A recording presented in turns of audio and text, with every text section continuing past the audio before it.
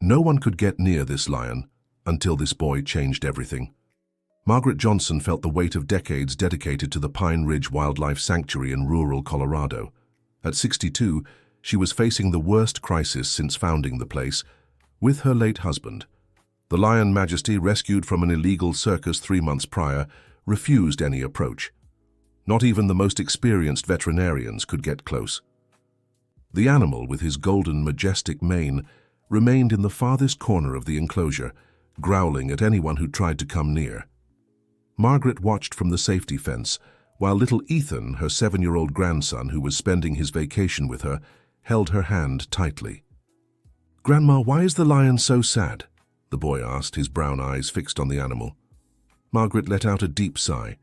How do you explain to a child that some wounds go beyond the physical, that years of mistreatment leave invisible scars, even time can't easily heal? "He's been through very hard things, sweetheart. Sometimes when people hurt us badly, it's hard to trust again." Ethan let go of his grandmother's hand and took a few steps forward, moving closer to the fence. Margaret immediately pulled him back.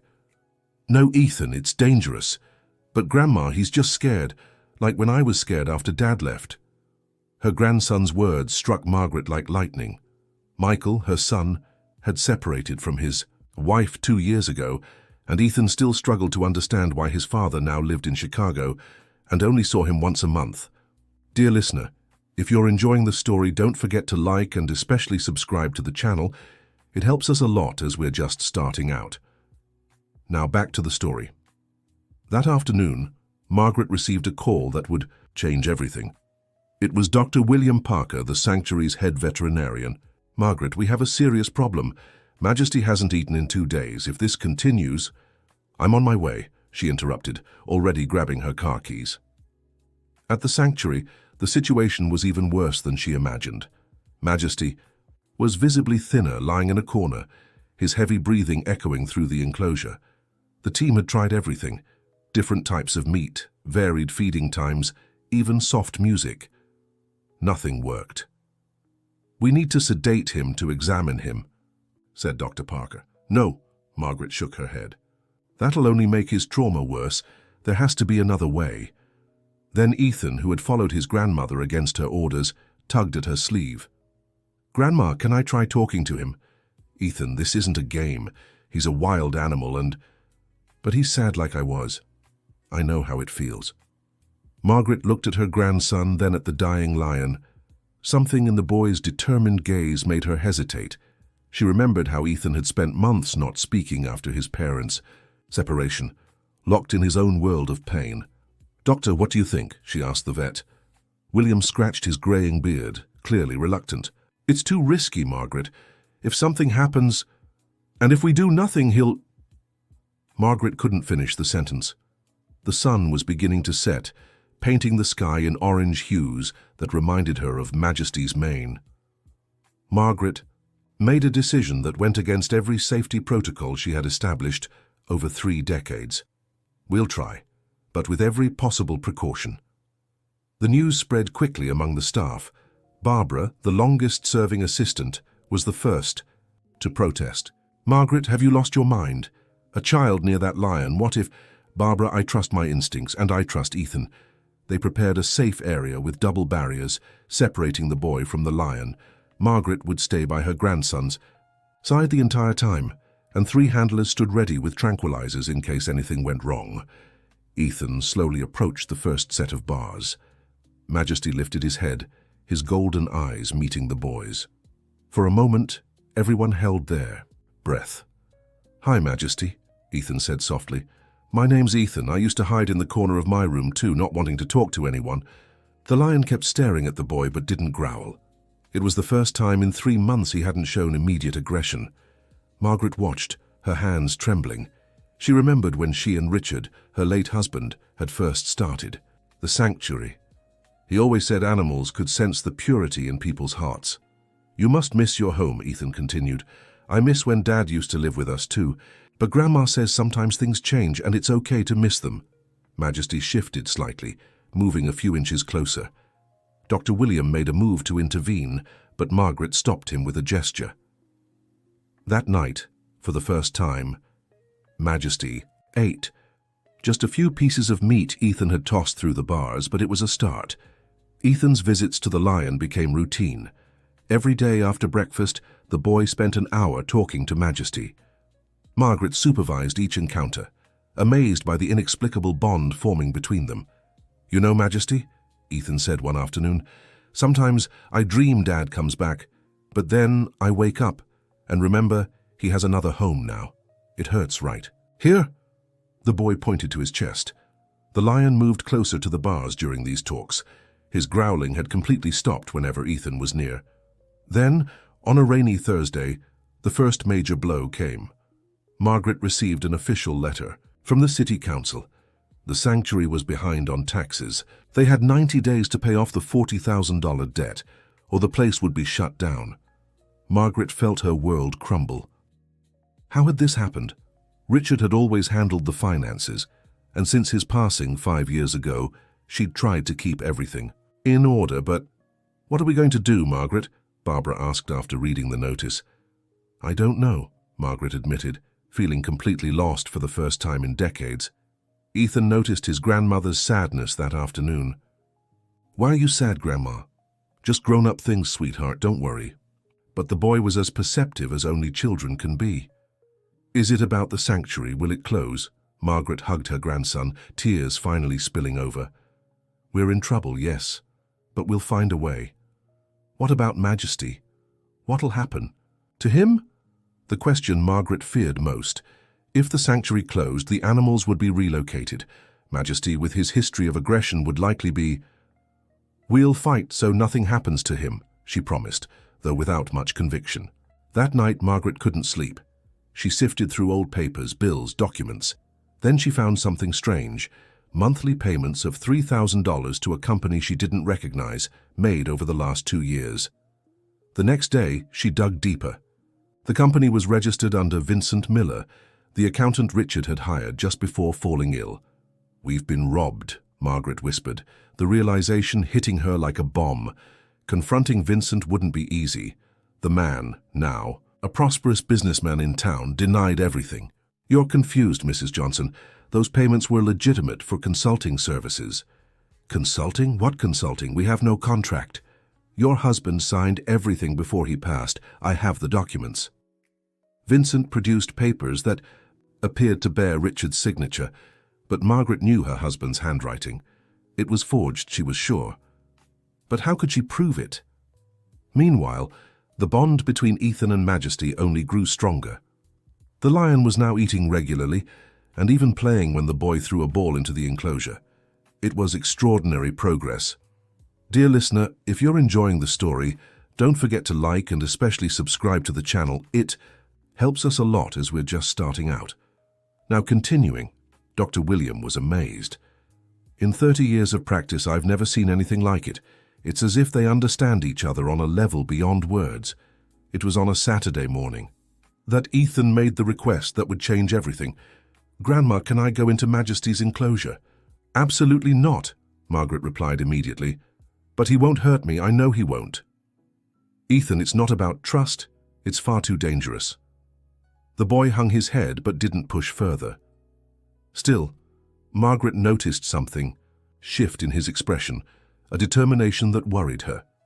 Meanwhile, the sanctuary's financial situation worsened. Margaret had tried for a bank loan but was denied. She'd reached out to Richard's old friends, but all claimed they were struggling themselves. Only 60 days remained before the deadline. Then, unexpectedly, Jennifer, Ethan's mother, showed up at the sanctuary. The elegant woman, dressed in an expensive suit, stood out starkly against the rural backdrop. "I've come to take Ethan home. His vacation is over." "But there are still 2 weeks left," Margaret protested. "Change of plans. Michael wants to spend time with him in Chicago." Ethan, who had been feeding the monkeys with Barbara, ran over when he saw his mother. "Mom, I don't want to go yet. Majesty needs me." "Majesty? What's this about?" Margaret explained the Lion and Ethan's special bond. Jennifer listened with growing horror. "You let my son near a wild lion? Margaret, have you lost your mind?" "With every precaution, Jennifer, and it's been therapeutic for him." "Therapeutic? Risking my son's life is therapeutic. The argument escalated. Ethan cried, begging to stay. Then Jennifer dropped the bombshell. Actually, Michael and I are thinking of getting back together. We're trying again, for Ethan. Margaret felt a mix of joy and dread. On one hand, it would be wonderful for Ethan to have his parents together again. On the other, what does that mean for his time here? It means it's over. I need my son at home, preparing for this transition. That night, Ethan cried himself to sleep. The next day, he had to say goodbye to Majesty. "I'll come back, I promise," the boy whispered to the lion, who approached the bars like never before. "Don't let anyone take you away from here." Majesty let out a soft roar, more like a lament than a threat. After Ethan left, Majesty regressed completely. He stopped eating again, grew even more withdrawn. It was as if he'd lost the only connection he'd made in months. Margaret tried calling Ethan, but Jennifer limited their conversations. "He needs to focus on family now, Margaret. This obsession with the lion isn't healthy." 2 weeks passed. The sanctuary was on the brink of collapse. Margaret had sold her car, her jewelry, everything she could. They were still $150,000 short. Then Gregory Thompson appeared, a wealthy local businessman known for his charity work and his shady interests. "I heard about your troubles, Mrs. Johnson. Perhaps we can strike a deal." "What kind of deal?" "I'll buy the sanctuary. You'd stay on as manager, but under my ownership. I'll clear all the debts." It sounded too good to be true, and Margaret had enough experience to know it usually was. "And what's your interest in a wildlife sanctuary, Mr. Thompson?" The man smiled, his eyes cold. "Let's just say I have expansion plans. Maybe turn it into a private zoo, exclusive events, that sort of thing." Margaret's stomach turned. Turning the sanctuary into entertainment for the rich? Never. "I appreciate the offer, but I can't accept it." Get over, Mrs. Johnson. In 45 days, you'll lose everything anyway. At least this way, the animals will have a place to stay. After Gregory left, Margaret felt more desperate than ever. That's when Barbara brought surprising news.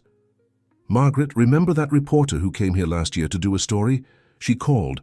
She wants to do a piece on Majesty and Ethan." Margaret hesitated. Exposing Ethan could cause problems with Jennifer, but if it could save the sanctuary... The reporter, Rebecca Fields, arrived 2 days later. She was a young woman, full of energy and genuinely interested in the story. This connection between the boy and the lion is incredible. It has the potential to go viral, raise donations, but his mother doesn't want him exposed, Margaret explained. "We can protect his identity. What matters is the story, the message." Margaret agreed with reservations. The report would focus on the sanctuary and its importance, with Majesty's story as the backdrop. Filming began. Rebecca was talented, capturing the essence of the place. But something was missing. Ethan was missing. Then, one afternoon during filming, the unexpected happened. Ethan showed up at the sanctuary alone, sweaty and out of breath. "Ethan, what are you doing here? How did you get here?"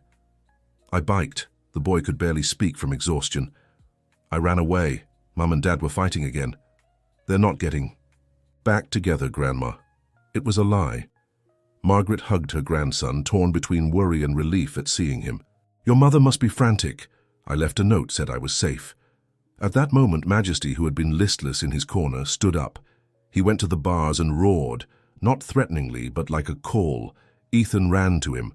"I came back, Majesty. I promised I would." Rebecca, filming everything, was moved. "This is incredible. With your permission, Margaret, this could save the sanctuary." But before Margaret could answer, her phone rang. It was Jennifer, hysterical. "Where's my son?" He left a note saying, "He went there, Margaret. I swear, if anything happens..." "He's safe, Jennifer. Come get him and we'll talk in person." An hour later, Jennifer arrived with Michael and, to Margaret's surprise, 2 police officers. "I came prepared for anything," Jennifer said coldly. Ethan, seeing his parents and the police, panicked.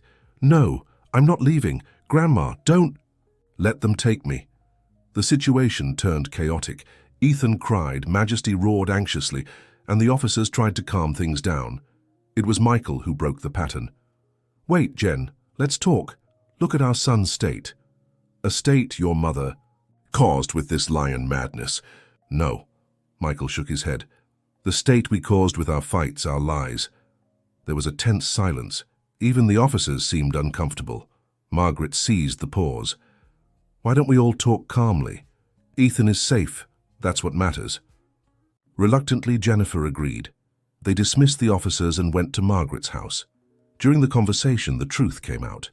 Michael and Jennifer had tried to reconcile, but their differences were too great. They'd used Ethan as a hope, but only caused more pain. "We messed up," Michael admitted, looking at his son. "We wanted to protect you, but we just hurt you more." Ethan, curled up on the couch between his parents, finally spoke. "I just wanted you to stop fighting, and to let me help Majesty. He's like me, hurt inside." It was Rebecca who suggested, "Why don't we turn this into something positive? The story of Ethan and Majesty could inspire other children going through similar situations and save the sanctuary in the process." Jennifer immediately protested. "I won't expose my son like that." "Mom?" Ethan intervened with surprising maturity for his age. "If my story helps other kids and saves Majesty, I want to do it." After much discussion, they reached an agreement. The report would be made with Ethan participating, but under strict privacy and safety conditions. Filming resumed the next day. Rebecca captured magical moments between Ethan and Majesty. The boy told his story with touching simplicity, speaking about his fears, his sadness, and how he found in the lion a friend who understood his pain. "Sometimes," Ethan said to the camera, "you need someone who doesn't speak your language to understand what you're feeling." Margaret watched with pride and apprehension. She knew they were betting everything on that report. During filming, something extraordinary happened. Dr. William, who was closely observing everything, suggested a test. "Margaret, Majesty is so calm with Ethan nearby. What if we tried closer contact, with all precautions, of course?" It was risky, but it could be the missing element to give the report the necessary impact. They prepared everything meticulously. Ethan would enter an antechamber of the enclosure, separated from Majesty by bars, but much closer than he had ever been. The moment was tense. Ethan, wearing a protective vest that looked enormous on his small frame, slowly approached. Majesty watched his every move. When the boy sat down on the other side of the bars, the lion did something that left everyone speechless. He lay down too, pressing his body against the bars, as close to Ethan as possible. "Hi, friend," Ethan whispered, reaching his hand through the bars. Margaret almost intervened, but William held her back. "Wait. Watch." Majesty sniffed the boy's hand, then gently licked his fingers. It was a gesture of complete acceptance. Rebecca had tears in her eyes as she filmed. "This is..." I have no words. The report aired a week later on Sunday night, prime time. The impact was immediate and overwhelming. The sanctuary's phone wouldn't stop ringing. Donations poured in from all over the country. The story of Ethan and Majesty touched millions of hearts, but not everything was smooth sailing. Vincent, the corrupt accountant, feeling the pressure of public exposure, decided to act. He showed up at the sanctuary with 2 lawyers. "I've come to collect what's mine," he declared, presenting documents. "This sanctuary owes me $200,000 with interest. Pay now, or I take possession of everything." Margaret trembled with anger. "You know those documents are fake." "Prove it," Vincent challenged. "It was Barbara who had the idea." "Margaret, remember that old safe of Richard's? The one he never opened in front of anyone?" Margaret remembered. After her husband's death, she had completely forgotten about the safe in the office. They rushed there. The combination... What could it be? She tried important dates. Nothing. It was Ethan who suggested, "Try the date you saved the first animal." It worked. Inside the safe, besides old documents, was a sealed envelope addressed to Margaret. With trembling hands, she opened it. It was a letter from Richard, written shortly before his death. "My dearest Margaret, if you're reading this, it means I passed before I could fix my mistake. Vincent is blackmailing me. He discovered something from my past that I'd rather take with me, but I know he'll try to steal our sanctuary. In this envelope are the proofs of his forgeries and a document that voids any agreement between us. Use them wisely. Forgive me for not being stronger. With eternal love, Richard." Margaret's legs nearly gave way. Richard had a secret. What could be so serious? but there was no time to process it. With the documents in hand, she faced Vincent. "It's all here, the proof of your forgeries. Get out of my sanctuary now, or I'll call the police." Vincent Miller paled as he saw the papers. Without a word, he left with his lawyers. But Margaret Johnson knew this wasn't over. Vincent wouldn't give up easily. Donations kept coming in, but they still weren't enough. There were 20 days left until the deadline, and they still needed $80,000. That's when Gregory Thompson returned, this time with a different offer. "I saw the news report. Touching. But let's be practical, Mrs. Johnson. You're short $80,000. I'll offer $100,000, but I want something in return." "What?" "The lion, Majesty. I have collectors interested." Margaret felt her blood boil. "Never. Think about it. Either you lose everything in 20 days, or you save the sanctuary by giving up one animal." Ethan, who had been listening in secret, ran toward Majesty's enclosure. "No, no one's taking Majesty." The situation had become critical. Margaret had to choose between saving the sanctuary or protecting Majesty. That night, Margaret couldn't sleep. She walked through the sanctuary, looking at every animal she'd saved. Over the years, how could she choose? Then she noticed something strange: lights in the office, which should have been empty. She approached cautiously and saw Vincent rummaging through files. Before she could react, he spotted her. "Well, well, the sleepless widow. What are you doing here? This is trespassing." "Looking for what's rightfully mine. Richard owed me more than money, Margaret." "What debt? What secret is this?" Vincent smirked maliciously. "Do you really want to know? Your perfect husband had a child outside your marriage. He paid me to keep it quiet." Margaret felt the world spin. It couldn't be true. "You're lying. I have proof. Photos. A birth certificate. The boy is 15 now. Richard visited him in secret." The revelation shook Margaret to her core. Her whole world, her certainties were crumbling. "Even if it's true, that doesn't give you the right to steal." "Steal? I was collecting back child support. Richard stopped paying when he got sick." Margaret needed to process this, but not here. Not with Vincent. "Get out now, or I'll call the police. I'll be back with my lawyers, and this time I'll bring the boy with me. Let's see if public opinion stays on your side when they find out saintly Margaret denied help to her husband's bastard child." After Vincent left, Margaret collapsed. How could Richard have hidden something so important? And if it was true, was there really a child who needed help? The next day, she shared the revelation with Barbara, needing someone to share the burden. "My God, Margaret. Richard. But you knew him better than anyone." "Apparently not." Margaret was shattered. What if Vincent's lying, making it all up? He seemed very sure, said he had proof. Ethan noticed his grandmother's sadness. "Grandma, what's wrong? Is it about the sanctuary?" Margaret hugged her grandson, unsure how to explain that the world wasn't always as black and white as children believed. Rebecca called with encouraging news. The news report was still making waves, and a major company wanted to make a substantial donation, but they wanted to visit first. The tour was scheduled for 3 days later. This was their chance to get the remaining money.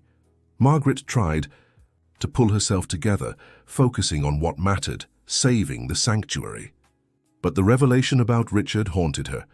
It was Michael who offered a different perspective during a visit to pick up Ethan. "Margaret, even if it's true about Richard, does it change what you built together, the good you've done? How can I trust any memory now? People are complicated. I love Ethan more than anything, but I've failed him. Does that make me a bad father or just human?"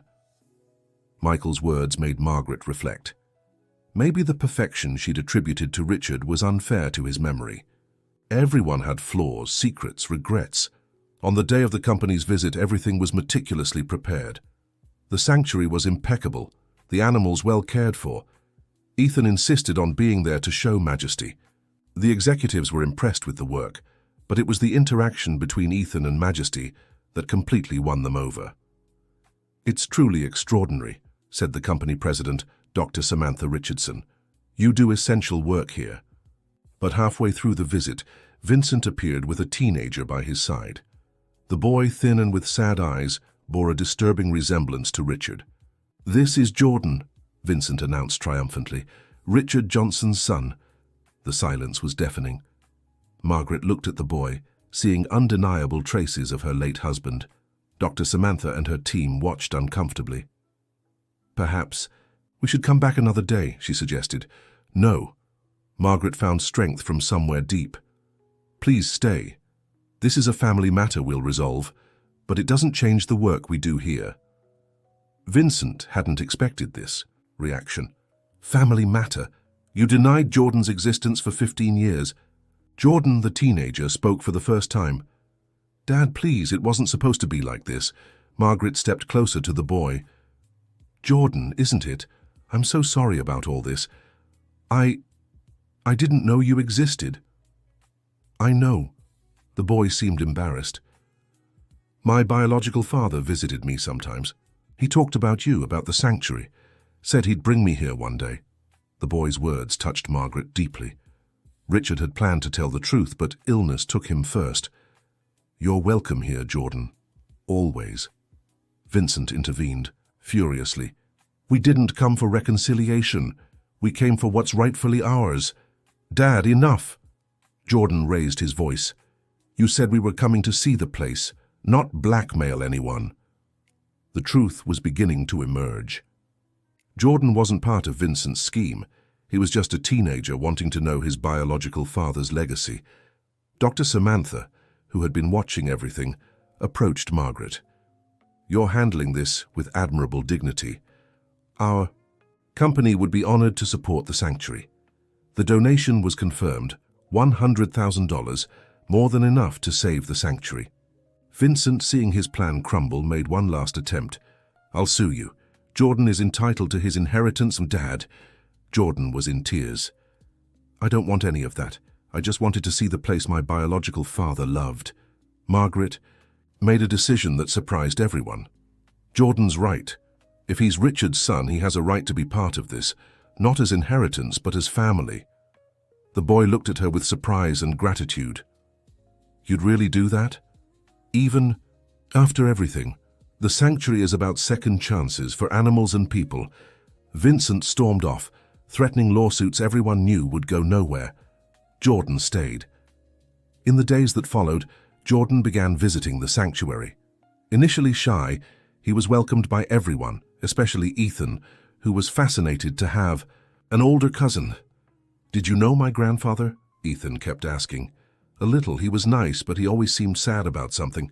Margaret listened to these conversations with a heavy heart. Richard had carried that secret like a burden. Maybe in some way welcoming Jordan was a way to honor her husband's complicated memory. With the donation money, the sanctuary was saved. The debts were paid, and there was even enough left for necessary improvements. But Ethan and Majesty's story still held surprises. Dr. William proposed something revolutionary. "Margaret, I think the time has come. Ethan and Majesty share a unique bond. How about we allow supervised direct contact?" It was Ethan's dream, but Margaret hesitated. "Is it safe?" "We'll run all the tests, take every precaution. But honestly, I've never seen an animal so gentle with one specific person." Jennifer had to approve, and surprisingly she agreed. "I trust you, Margaret, and I see how much this means to Ethan." The big day had arrived. The entire sanctuary was gathered to witness the moment. Rebecca was filming for a follow-up story. Ethan, wearing discreet safety gear, entered the enclosure. Majesty, who had been lying down, rose majestically. For a moment that seemed to last forever, the boy and the lion stared at each other. Then, Majesty slowly approached. Margaret held her breath. Dr. William had his hand on the tranquilizer, ready for any emergency. Majesty stopped just inches from Ethan. The boy reached out his hand, trembling slightly. "Hi, buddy. Finally together for real." The lion sniffed the boy's hand, then did something that brought tears to everyone's eyes. He lay down at Ethan's feet, exposing his belly in a sign of absolute trust. Ethan sat beside the lion, stroking his mane. It was a moment of pure magic, trust built through patience, love, and mutual understanding. "See, Grandma?" Ethan said softly. He just needed someone who understood his pain. Margaret openly wept. In that moment, she realized the entire journey, The financial struggles, the revelations about Richard, the fight to save the sanctuary, had all led to this moment of pure connection. Jordan, standing beside Margaret, remarked, "My birth father would have loved to see this." "He is watching," Margaret replied, finally at peace with the complicated memory of her husband. Somehow he is. But life, as always, had more twists in store. A week after the historic meeting, Ethan woke with a high fever. At first, it seemed like a common cold, but the symptoms quickly worsened. At the hospital, the doctors were concerned. "We need more tests, but it appears to be a rare infection. It might be related to animal contact." Jennifer panicked. "I knew it, that lion. Margaret, if anything happens to my son—" "Jennifer, please." Michael tried to calm her. "We don't know anything yet." Margaret was devastated. Could her permission for the contact have put Ethan in danger? The tests revealed something surprising. Ethan did have an infection, but it wasn't related to Majesty. It was a rare bacteria he'd likely picked up at school, which had lain dormant until now. The treatment would be long and difficult. Ethan would need to stay hospitalized for weeks. "I want to see Majesty," were the first words he said upon hearing the diagnosis. "Impossible," the doctor replied.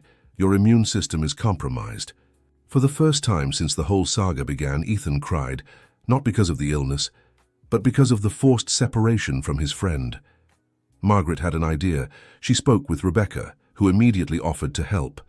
They set up a camera system in Majesty's enclosure, connected to a tablet in Ethan's hospital room, so he could see the lion any time. But Majesty sensed the boy's absence. He grew restless again, refusing food, letting out sad roars. "He misses Ethan," Jordan observed, having taken on the task of caring for the lion in his cousin's absence. Margaret watched with a heavy heart. How do you explain to an animal that his friend is sick?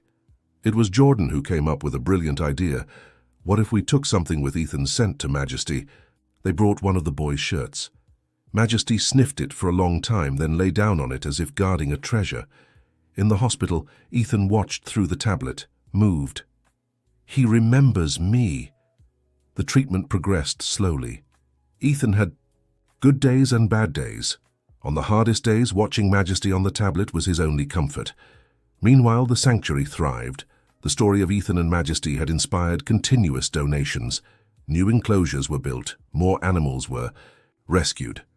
Jordan became an integral part of the team, discovering a calling in animal care he never knew he had. "I think I got this from my birth father," he told Margaret one afternoon. "Richard would be proud," she replied, now completely at peace with the past. After 3 weeks, Ethan was finally discharged. He was thinner, paler, but his eyes shone with the same determination. "Can I see Majesty now?" The doctors advised caution, gradual contact, but nothing could keep Ethan away from his friend. The reunion was heartwarming. Majesty, upon seeing Ethan approach the enclosure, roared so loudly it echoed throughout the sanctuary. But it wasn't a roar of threat, it was pure joy. Ethan, still weak, sat outside the enclosure. Majesty moved close to the bars, trying to reach the boy. "I'm back, buddy. Sorry it took so long." It would take weeks before Ethan could enter the enclosure again, but their bond remained as strong as ever. During Ethan's recovery, a new threat emerged. Gregory Thompson returned, this time with a different strategy.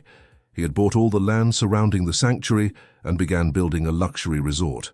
The noise, the pollution, it disturbed the animals. "It's legal," he told Margaret cynically. "I can't buy your sanctuary, but I can make life here unbearable." The animals began showing signs of stress. Some stopped eating, others grew aggressive. It was a nightmare. Margaret tried legal measures, but Gregory had good lawyers. Technically, he wasn't breaking any laws. It was Ethan who proposed an unexpected solution. "Grandma, what if we showed everyone what he's doing?" Rebecca was contacted again. A new report was produced, exposing the impact of construction on the animals. Public opinion turned against Gregory, but the businessman was persistent. Construction continued. The situation reached a breaking point when Majesty, stressed by the constant noise, had an aggressive episode. Not toward Ethan, but he destroyed part of the enclosure, injuring himself in the process. Dr. William was worried.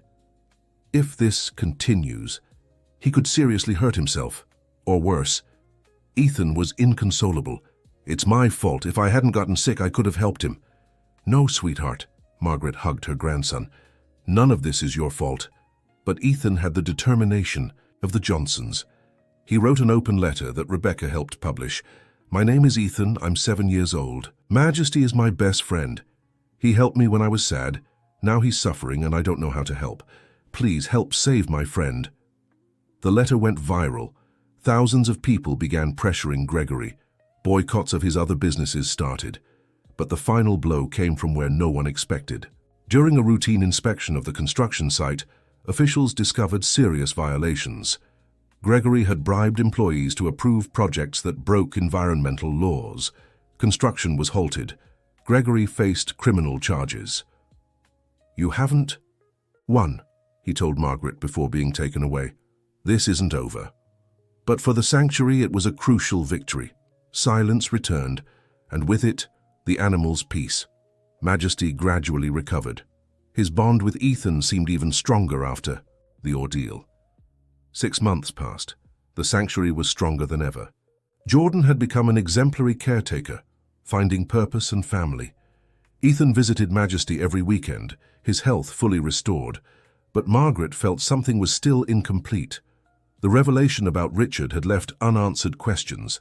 It was on a cloudy Tuesday morning that Margaret decided to clean her late husband's old office, a room she had avoided since his passing. Among dusty papers and old photographs, her hand found something unexpected, a hidden compartment behind a false drawer. Inside, a brown leather journal and a sealed envelope with her name. With trembling hands, Margaret opened the envelope first. Richard's handwriting, slightly shaky from illness, read, Margaret, my love. If you found this, it means I didn't have the courage in life. Please read the diary before judging me, and know that despite everything, you were the best part of me. The diary began 15 years earlier. Richard described meeting Jordan's mother, a newly graduated veterinarian who worked temporarily at the sanctuary. Margaret remembered her, vaguely. Lisa, young, talented, who stayed only 6 months before landing a better job in Chicago. The pages revealed a tormented man. The affair lasted just 2 weeks during one of Margaret's rare trips to care for her sick mother. Richard described the immediate regret, the guilt that consumed him. When Lisa discovered the pregnancy months later, she was already in another relationship. She decided not to tell her new partner, but demanded Richard financially support the child.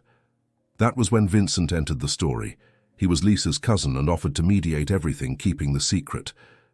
Margaret had to stop reading several times, the weight of the revelations suffocating her, but she continued, needing to understand everything. The most recent entries were desperate. Vincent had grown greedy, demanding more and more money.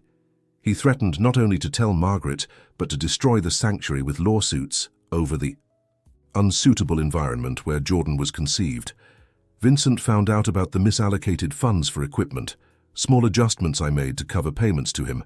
Now he's using it as new blackmail. I'm trapped in a web of my own making. Margaret deserves the truth, but how can I destroy her world? How do I confess that the man she believes is honorable is a fraud? The last entry was from 3 days before Richard was hospitalized. The illness is progressing. Ironically, it will free me from this burden, but it will leave Margaret alone to face the consequences. Vincent will surely try something when I'm gone. Margaret, if you're reading this, forgive me. Protect our sanctuary and, if possible, protect Jordan. The boy isn't to blame for his father's mistakes. Margaret closed the diary, tears streaming freely. The image of her perfect husband unraveled, revealing a flawed, frightened human man. A noise at the door startled her. It was Jordan carrying buckets of animal feed. Margaret, are you okay? The teenager asked, noticing her state. She looked at the boy, the son Richard could never publicly acknowledge, the secret that ate away at their marriage from within. Jordan, we need to talk. About your father. They sat right there on the dusty office floor. Margaret shared the diary's contents, watching emotions flicker across the young man's face. Surprise, pain, understanding. So he really did love me? Jordan finally asked, his voice small. In his complicated way, yes. But fear was stronger than love. And you? How do you feel knowing all this? Margaret thought for a long moment. Betrayed, hurt, but also relieved in a way. I spent years idealizing Richard, turning him into a saint, discovering he was human, with fears and flaws, might finally let him go. Jordan impulsively hugged Margaret and she returned it, two orphans of the same man finding mutual comfort. But the peace didn't last. The next day, Vincent showed up at the sanctuary with a triumphant expression and documents in hand. "I've come to collect an old debt," he announced. $300,000 your late husband owes me. "You've been exposed, Vincent. You have no power here," Margaret replied firmly. "Oh, but I do," he smirked. "See, dear Margaret, I have bank transfers here made by Richard to, let's say, questionable accounts, misuse of sanctuary funds. A scandal like this would ruin this place." Margaret examined the papers. They were real. Richard had indeed diverted money to pay for Vincent's silence. "This is extortion." "No, this is business. Pay what Richard owed me, or I hand everything over to the police. You have 1 week. After Vincent's departure, Margaret called an emergency meeting with Barbara, Dr. William, and the senior staff. The situation was critical. Paying would mean going bankrupt again. Not paying would mean losing everything. It was Ethan who, unintentionally, offered a different perspective. He had overheard part of the conversation and asked, "Grandma, why does the bad man want so much money? Doesn't he have a heart? Some people value money more than anything, sweetheart. But what if he saw how money helps the animals, like how it saved Majesty?" The innocence of the question planted an idea in Margaret's mind. What if they could somehow change Vincent, show him the true value of the sanctuary? But before they could devise any plan, a new crisis arose. During the morning feeding, Majesty started acting strangely. He paced in circles, growling at nothing. Dr. William examined the lion with growing concern. "It seems like some kind of neurological issue. We need urgent tests." The tests revealed the worst. Majesty had a brain tumor. Its location made surgery extremely risky. Ethan was devastated. "No, Majesty can't be sick. He's strong." "Sometimes being strong isn't enough, dear." Margaret hugged her grandson, her own heart breaking. The treatment would be extremely expensive, exactly the money Vincent was demanding. Margaret faced an impossible choice: save Majesty or save the sanctuary. The news spread quickly. Rebecca wanted to do another news story, but Margaret refused. "I won't turn Majesty's suffering into a spectacle." But Ethan had other ideas. Without telling anyone, he recorded a video on his mother's phone and posted it on social media. "Hi, I'm Ethan. My friend Majesty is really sick. He has a brain tumor and needs a very expensive surgery. My grandma has to choose between saving him or saving our animal home. It's not fair. Please help." The video went viral within hours. Donations started pouring in, but so did criticism. Some accused Margaret of exploiting the child. Others questioned spending so much money on an animal. Jennifer was furious. "Ethan wasn't allowed to do this. Margaret, did you encourage him?" "No, it was his idea. But Jennifer, he's trying to save his friend by exposing himself on the internet. Do you know how dangerous that is?" The argument was interrupted by an unexpected visitor. An elegant woman around 45 stood at the gate asking to speak with Margaret. "My name is Lisa Sanders," she introduced herself. "I'm Jordan's mother." Margaret felt the air leave her lungs. After all these years, the woman who had unknowingly changed her life was standing there. "What do you want here?" Margaret struggled to keep her composure. "I saw the boy's video. I saw Jordan in the background helping with the lion. I need to understand, how did my son end up here?" The conversation that followed was one of the hardest of Margaret's life. Lisa cried when she learned about Vincent's blackmail, her own cousin. "I never knew any of this. Vincent said he'd handle everything, that he'd be discreet. I never imagined—" "Why didn't you ever reach out to Richard directly?" Lisa lowered her eyes. "Shame. Guilt. I was engaged when it happened. I had to make up a story about Jordan's father dying. I've lived a lie all these years." The two women, bound by the betrayal of the same man, found themselves on emotionally complex ground. They weren't exactly enemies, but they couldn't be friends either. "Jordan is an incredible young man," Margaret finally said. "You did a good job raising him." "Vincent helped a lot.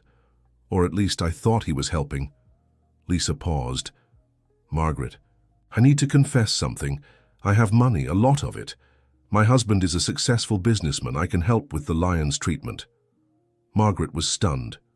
"Why would you do that?" "Because my son loves this place, because he found the family.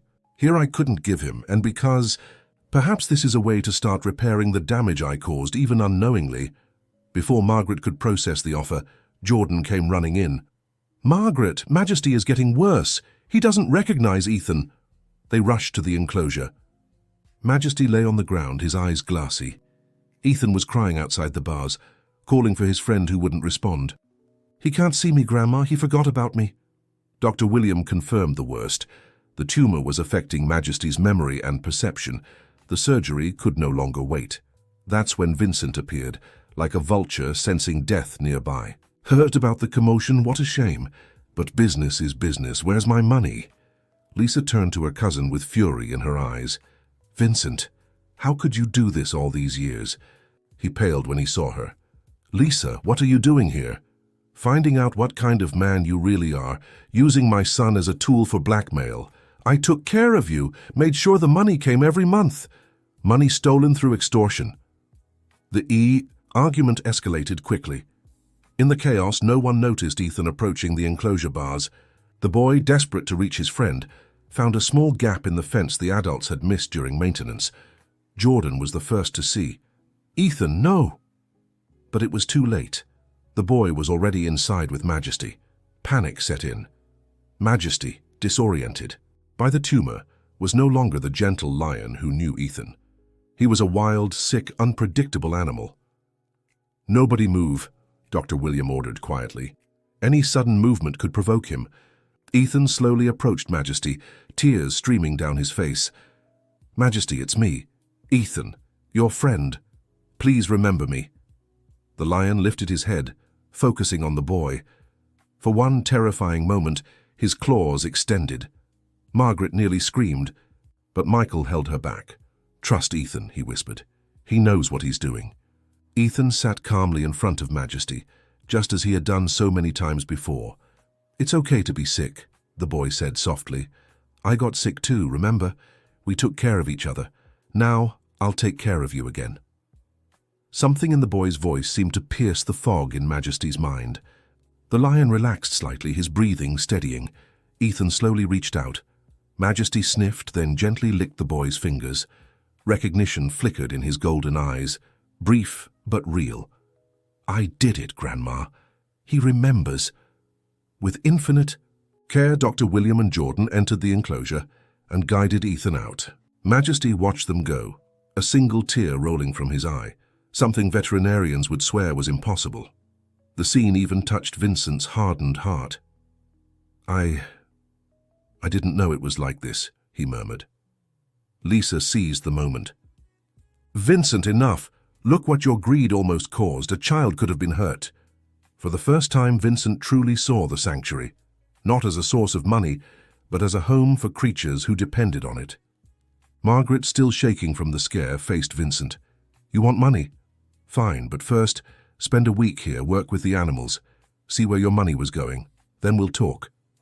It was a risky bet, but Margaret was counting on the humanity she believed existed in everyone. Surprisingly, Vincent agreed. 1 week, but this changes nothing about the debt. The following days were transformative. Vincent, initially reluctant and clumsy, was assigned to help with the smaller animals. On the 3rd day, he witnessed the rescue of a baby monkey found injured on the road. As Dr. William fought to save the tiny primate, Vincent found himself genuinely rooting for the creature's survival. "Will he make it?" he asked, surprised by his own concern. "With care and luck, yes," the vet replied. It was Vincent who spent the night on watch, feeding the little monkey with a bottle every 2 hours. Margaret observed the transformation with cautious interest. Could it be that the man who had blackmailed them for years actually had a heart after all? Meanwhile, Preparations for Majesty's surgery progressed. Lisa, true to her word, covered the costs. A specialist was brought in from Chicago. Ethan spent hours by the enclosure, talking to Majesty, singing the songs the lion loved. "You're going to be okay," the boy promised, "and we'll play together again." The night before the surgery, Margaret gathered everyone at the sanctuary. Staff, volunteers, even some neighbors who had followed the story came to show their support. It was Jordan who suggested, "How about each of us shares a special memory with Majesty to give him strength?" One by one, they shared moments. The first time Majesty ate after arriving, when he allowed them to treat him, the progress he made with Ethan. Vincent, still serving his week, surprised everyone by speaking up. "I don't have memories with the lion, but this week taught me something. I saw you all risk everything for these creatures. I saw love where I only saw numbers. Maybe I've been living wrong all these years." The moment was interrupted by a weak roar from Majesty, as if thanking them for their words. The surgery took place the next morning. It was an 8-hour delicate procedure. Margaret, Ethan, Jordan, and even Vincent waited together, united by their shared concern. When the surgeon finally emerged, exhausted but smiling, the relief was palpable. "We managed to remove the tumor. Now we wait for recovery." Ethan was the first to react, jumping into his grandmother's arms. "He's going to be okay. Majesty's going to be okay." But the joy was short-lived. Hours later, Majesty had a seizure, then another. His body was fighting something the doctors couldn't identify. "It's an adverse reaction," the surgeon explained. "Rare but possible. We need to stabilize him or—" He didn't need to finish. Everyone understood. Ethan kept vigil beside the enclosure, where Majesty fought for his life. He refused to leave, even to eat. "He needs to know I'm here," he insisted. It was during the second night that the miracle happened. Majesty, who had been unconscious, suddenly opened his eyes. Weakly, he turned his head toward where Ethan was sitting outside. The boy noticed immediately. "Majesty, you're awake." The lion tried to move, clearly wanting to get closer to his friend. Dr. William, on night duty, was amazed. "It's incredible. It's as if Ethan's presence gives him strength." Slowly, very slowly, Majesty began to improve. Each day brought small progress.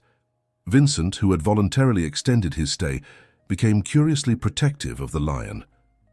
"It's strange," he confessed to Margaret.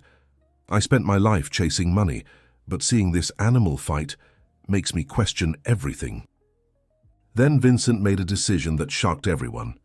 "Margaret, about the debt, forget it. Consider it paid." Margaret couldn't believe what she was hearing. "Vincent, are you serious?" "Richard paid me over the years. It wasn't what I demanded, but it was what he could give. And seeing what you do here, how you change lives, including mine, is payment enough." Tears streamed down Margaret's face. After so much struggle, forgiveness came from the most unlikely source. Lisa, who had been watching everything, approached her cousin. "I'm proud of you, Vincent. I finally see the man I knew as a child." The following weeks were about recovery, not just for Majesty, but for everyone.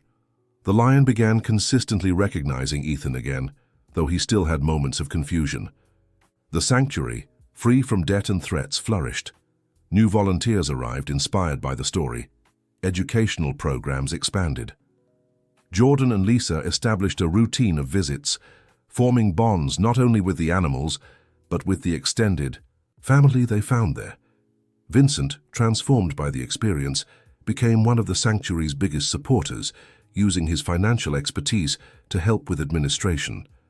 But life always holds surprises. On a sunny morning, Margaret received an official letter. The state government planned to build a highway, and the route cut right through the sanctuary. "They can't do this," Barbara protested. Margaret read the documents with growing despair. They had 180 days before the land would be seized. Ethan, now nearly 9 years old, more mature but just as determined, had an idea. "Grandma, what if we showed everyone that our sanctuary is too important to destroy?" And so began the biggest battle of their lives. It was no longer about money or secrets, but about preserving the home of dozens of animals and the symbol of resilience the sanctuary represented. Rebecca was called upon again, this time for a larger campaign. The story of Ethan and Majesty became a symbol of resistance, but the government had its own interests. Politicians visited the site, making vague promises about relocation. It was during one of these visits that Majesty, now recovered but still fragile, did something extraordinary. When a particularly arrogant politician declared that animals can be moved anywhere, Majesty roared so powerfully the man nearly stumbled back. Ethan, always in tune with his friend, translated, "He's saying this is his home, he won't leave." The moment, captured on camera, went viral. Signs Save the Sanctuary started trending nationwide, but there were greater forces at play. The governor, pressured by contractors, held firm to the decision. It was Margaret who proposed something radical. What if we made the sanctuary a cultural landmark, an official symbol of conservation and resilience? The idea was ambitious, it required massive political and public support, but it was their only chance. Jordan, now fully part of the family, used his research skills to uncover that the sanctuary's land had historical significance. Records showed it had been a refuge for wildlife for centuries. The discovery changed everything. Historians and environmentalists joined the cause. The sanctuary wasn't just a rescue center, it was a natural heritage site to be preserved. The legal battle was intense. Margaret, now 64, found herself speaking at public hearings, defending not just her home but a principle. Ethan, always by her side, became the young face of the campaign. His bond with Majesty symbolized the harmony possible between humans and nature. But the pressure took its toll. Margaret began feeling the weight of age and stress. One night, Barbara found her collapsed in the office. At the hospital, the diagnosis was severe exhaustion. The doctor was firm. "Mrs. Johnson, your body is at its limit. You must rest or the consequences will be serious." But how could she rest when everything she'd fought for was at risk? It was Jennifer who surprised everyone. "Margaret, Michael and I talked. We want to help more actively. You created a place that saved our son. It's time we gave back." The couple, once distant and wrapped up in their own struggles, joined the cause. Michael used his business connections, Jennifer, her communication skills. The whole community mobilized. Neighbors who once complained about animal noises now defended the sanctuary. Children who visited on school trips made drawings and letters. Vincent, completely changed, led a fundraising effort that even amazed Margaret. "I learned to make money the wrong way," he said. "Now I want to use that knowledge for good." The day of the final decision arrived. A crowd gathered outside the sanctuary. Ethan held Margaret's hand on one side, Jordan on the other. 3 generations united by love and purpose. Majesty, as if understanding the importance of the moment, stood majestically in his enclosure, visible to all. The other animals seemed equally alert, as if they knew their future was being decided. When the government representative began to speak, everyone held their breath. After extensive analysis and considering the public appeal, he paused dramatically. Ethan squeezed his grandmother's hand tighter. "The state government has decided to revise the highway route. The Pine Ridge Wildlife Sanctuary will be preserved and furthermore officially recognized as a state heritage site for environmental and social conservation." The explosion of joy was deafening. People hugged, cried, celebrated. Ethan ran to Majesty's enclosure, the lion roaring in apparent celebration. Margaret, overwhelmed by emotion and relief, felt her legs weaken, but many hands supported her. Barbara, Jordan, Jennifer, Michael, even Vincent. "We did it," she whispered. "You did it," Jordan corrected. "You taught us it's worth fighting for what's right." Weeks later, at an official ceremony, the sanctuary received its heritage designation. Margaret, recovered but still fragile, gave an emotional speech. This place began as a dream of 2 people passionate about second chances. It endured secrets, betrayals, forgiveness, but it survived because love is stronger than fear, unity more powerful than greed. Ethan was invited to speak too. Now nearly 10 years old, he spoke with touching simplicity. "Majesty taught me that everyone deserves a friend. that no matter how hurt you are, you can always trust again. Thank you for not giving up on us. Majesty, watching from his specially decorated enclosure, let out a soft roar as if in agreement. Life at the sanctuary continued, now with guaranteed stability. Ethan grew up, his bond with Majesty evolving, but never weakening. Jordan became a veterinarian, inspired by the work he'd witnessed. Vincent, fully redeemed, created a support fund for sanctuaries across the state. Margaret, at 65, watched everything with deep satisfaction. The sanctuary was no longer just a refuge for animals, but a symbol that people can change. Secrets can be forgiven, and love can take the most unexpected forms. One quiet afternoon, as the setting sun painted the sky gold like Majesty's mane, Margaret sat on the bench where it all began. Ethan was in the enclosure with Majesty, now a preteen who still found peace in the presence of his lion friend. Jordan worked with the newly arrived cubs, Lisa helping with the responsible adoption paperwork they'd implemented. Vincent trained new volunteers on transparent financial management. Jennifer and Michael, truly reconciled this time, photographed everything for the sanctuary's historical archive. Barbara approached with 2 cups of tea. "Thinking about Richard?" she asked gently. "Thinking about how strange life is," Margaret replied. "We started out wanting to save animals, ended up saving each other." He'd be proud, despite everything. "You know, I think I've finally made peace with his memory. Richard was human, flawed, but he loved this place. And his mistake brought us Jordan, who became a blessing." Just then, Ethan came running, his face radiant. "Grandma, Majesty did something amazing. He picked up a stick and drew in the dirt. It looks like a heart." Margaret laughed, knowing it was probably coincidence, but loving her grandson's unwavering enthusiasm. "Let's go see this lion artist then." As they walked together, 3 generations united by unlikely yet unbreakable bonds, Margaret reflected on the journey, from a woman fighting to save a failing sanctuary to the matriarch of a unique, extended family. From a traumatized lion who trusted no one to a symbol of resilience. From a boy lost in his parents' divorce to a child who taught the world about true connection. The sanctuary would continue its mission. More animals would be saved, more stories would be written, more lives would be transformed. Because in the end, that had always been the true purpose. Not just to provide shelter, but to build bridges between wounded hearts, whether human or animal. And somewhere in the specially designed enclosure, a lion with a golden mane like the setting sun watched his small human friend with eyes that knew pain but had chosen love.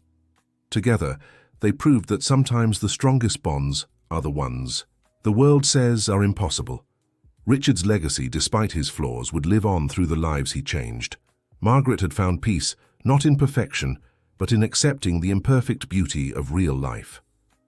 Majesty let out a soft roar at sunset, no longer in pain or fear, but in contentment. He was home, surrounded by his chosen family, and Ethan, now nearly as tall as the enclosure, responded with his own version of a roar, making everyone laugh. This was how it was meant to be. Love finding its way through the most unlikely barriers, proving that true connection transcends species, age, or circumstance. The Pine Ridge Wildlife Sanctuary would stand as a testament that second chances are possible, that secrets can be forgiven, and that sometimes, to heal a broken heart, all you need is someone who understands your pain, even if that someone has 4 paws and a golden mane. The end of the story. Dear listener, if this journey touched your heart, please leave a like and subscribe. Share in the comments. Have you ever experienced a friendship that changed your life? Your words may inspire others.